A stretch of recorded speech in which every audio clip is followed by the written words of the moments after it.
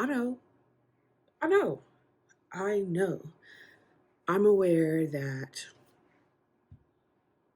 I haven't been here in a while. And what was supposed to be, just me taking a week or two off turned into, I think we're at like 2 months now, or at least a month and a half. So there's that. But, now that we've addressed that, we can move on to talk about the book that I want to talk about. Where have I been? What have I been doing? Absolutely nothing, girl. Same old, same old. You know the drill. I got a trip planned. I've been doing my nails despite, my naked fingers right now. Um that's what's been happening. I had, those high hopes at the end of the year, and I entered the year not doing any of those things. So, sorry. But anyway, I want to talk about Misty Copeland's latest book. Yes, Misty Copeland. And I was urged to review this book. It's based off of her mentor, Raven Wilkinson. The Wind Beneath, or The Wind Behind My Back, I want to say is a subtitle. Um, I was urged to do this book because we are in Black History Month, and there's so much Black history here. I actually read, in a shocker of shockers, I actually read the physical book. I did not listen to the audio book. I did not listen to the Audible. I feel like I'm very close to the camera. I'm rusty, girl. I haven't done this in a while. Anyway, I did not listen to the Audible. I did not listen to the audiobook. I got a physical book from the library, which is saying something right there because I don't normally do that. But I've been on this mission to add more libraries to my Libby account so that I can just compare, contrast, and get books probably faster. Because right now I'm waiting for the Heaven and Earth grocery store, but I'm like number 800 in line. It's like crazy. So, but I feel like the more cards you have, the more access you have, and at the end of the day, a library card is free, right? So, anyway. There's that. But I read the physical book. It was an easy read. I want to say I read it, I was able to finish it within like 3 weeks or something like that. And that is with me casually reading. Like if I had just sat down to just read it through, I could have easily read it through. But I did have the physical book. I returned it today. The writing is easy to read. You instantly like Misty and you get in her head, etc. I just wrote some brief takeaways as I get my feet back into this YouTube book review game. But one of the biggest things, and I think the main takeaway that Misty wants you to take from the book, is knowing who Raven Wilkinson is, which I did not know. So this was news to me to hear about this amazing Black ballerina who was touring the Jim Crow South at the peak segregation with the Ballet des Russes. But her stories, the stories from this woman, and meanwhile, the entire book, Misty is speaking so reverently of this woman. Like, and she taught her everything she knows.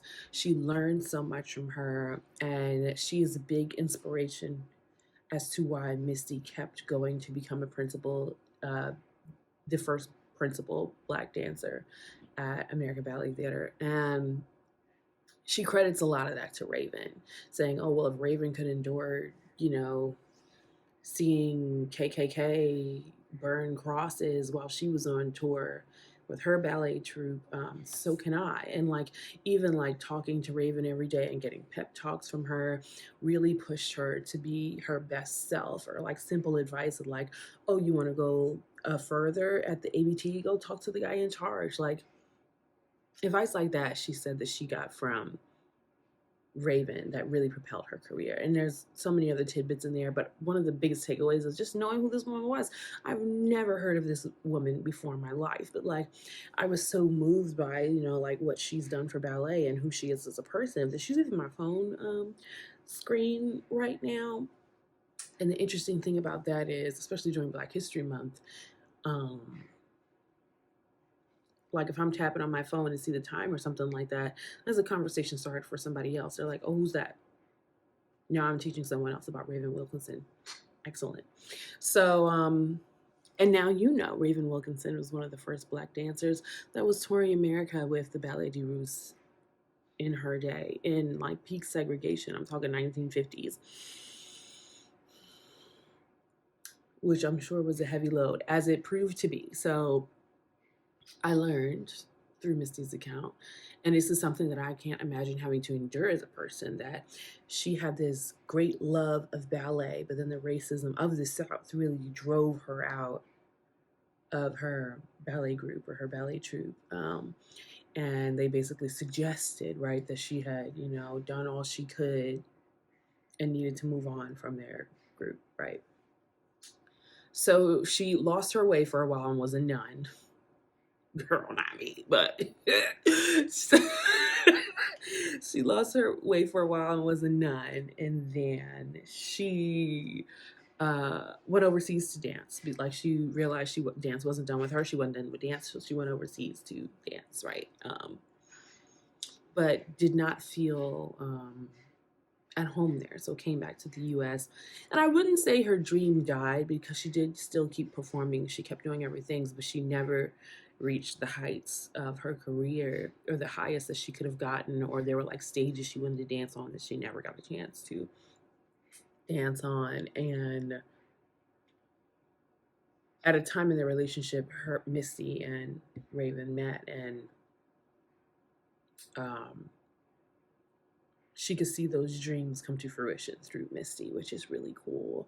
But I can't imagine having this dream and wanting to be so successful, and then you are the best at it. She was the best of her time, and she was one of the greatest of her time, if not the best. And all of her peers and everyone around her was like, oh, Raven is this, Raven is that, Raven's amazing. And then they're like,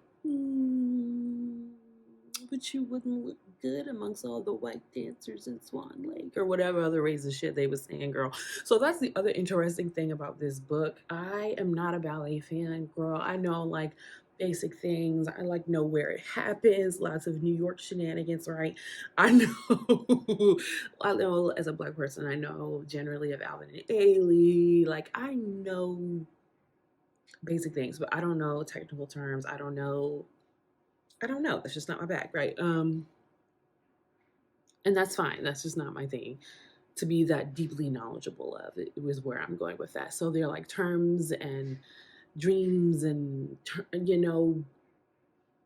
descriptors that I'm not familiar with as a non-ballet fan, which brings me to my next and final point, even though I think I rambled there a little bit and I missed one of the points. Anyway, is that I don't know those technical terms. So a lot of the stuff that she's talking about in her book, I had to look up.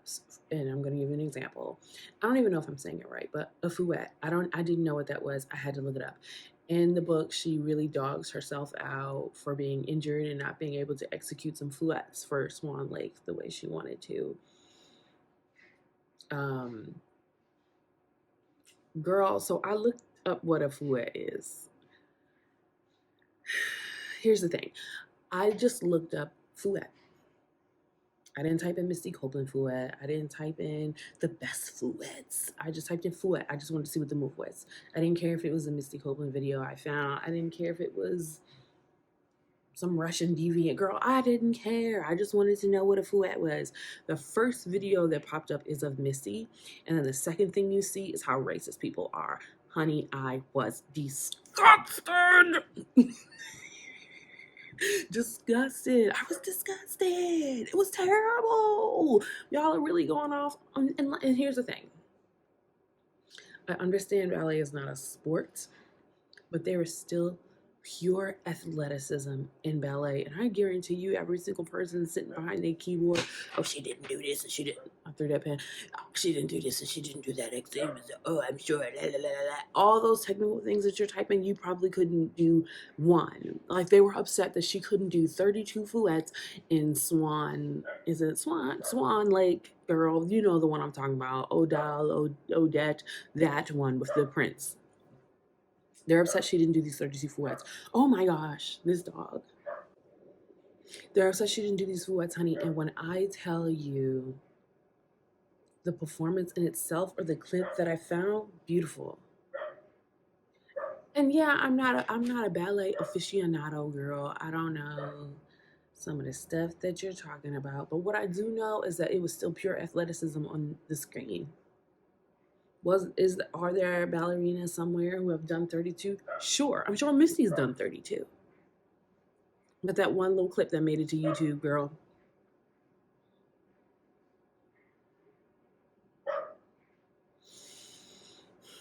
Anyway,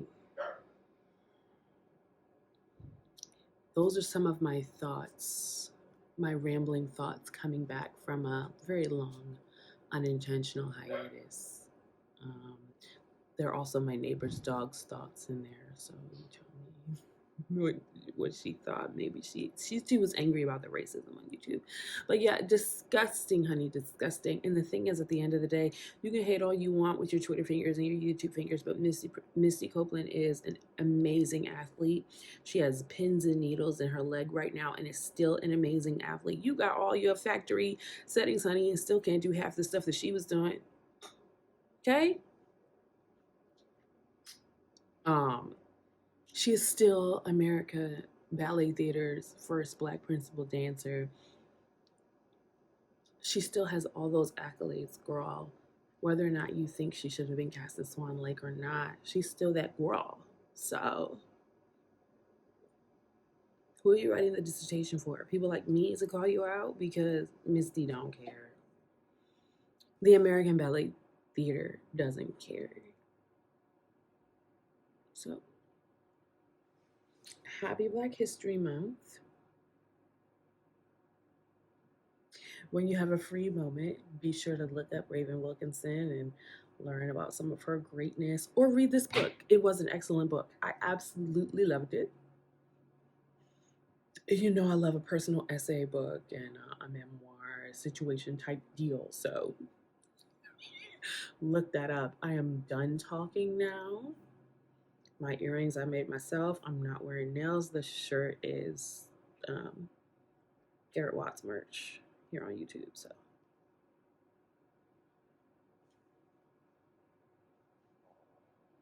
goodbye, girl.